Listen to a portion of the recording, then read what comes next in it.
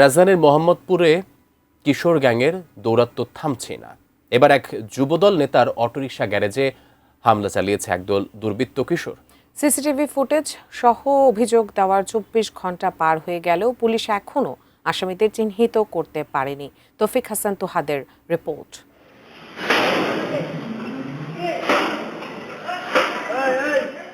রোববার ভোর 5:30 মোহাম্মদপুরে নবীনগর হাউজিংয়ের 4 নম্বর রোডে একটি অটোরিকশা গ্যারেজের সামনে জড়ো হয় মাস্ক পরা 6 কিশোর। তাদের দুজন ধারালো অস্ত্র দিয়ে গ্যারেজের গেটে কোপাতে থাকে।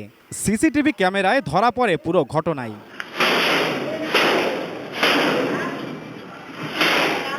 গ্যারেজ মালিক নূর মোহাম্মদ রিয়াদের অভিযোগ, কোনো কারণ ছাড়াই এই হামলা হয়েছে।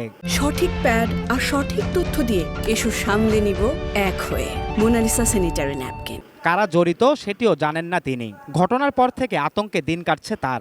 এরা মাস্ক পরা ছিল, এরা সামুরা দিয়ে আমার গ্যারেজটার কোবায় সামনের অংশটা কোবায় থুয়ে গেছে, ভিতরে কোনো ক্ষয়ক্ষতি করেনি, কিন্তু কাউকে এখন আইডেন্টিফাই করতে পারিনি। আর থানায় আমার একটা অভিযোগ দেওয়া আছে। তবে আমার হলো এখানে আমি এখনও আতঙ্কের ভিতরে আছি। পুরো বৃহত্তর মোহাম্মদপুরটাই হলো কিশোর গ্যাংয়ের আন্ডারে চলে যাচ্ছে দিন দিন। হ্যাঁ, প্রশাসন তাদের কাজ করতেছে। আপনি দেখবেন যে মার্ডার মামলার আসামি মোহাম্মদপুরের মনে করেন যে অ্যারেস্ট করতেছে 1 মাস 2 মাস 3 মাস পরে জামিন হয়ে যাচ্ছে। এই গ্যারেজেরই অটোরিকশা ভাড়ায় চালান জসিম। কয়েকদিন আগে বেরিবাদ সড়কে এরকমই একদল কিশোর ছিনতাইকারী হামলার শিকার হয়েছিলেন তিনি। গাবতলিতে যাত্রী নিয়ে আসতেছি রাত্রে প্রায় 12টা বাজে। পরে ওই যে বাংলাদেশ ইউনিভার্সিটির সামনে ওরা একটা লোক মানে ছোটো পিচ্ছি মানে গাড়ি ব্রেক করে বড় একটা চামড়া ছিল, পরে যাত্রীকেও টাকা টুকা নিয়ে গেছে।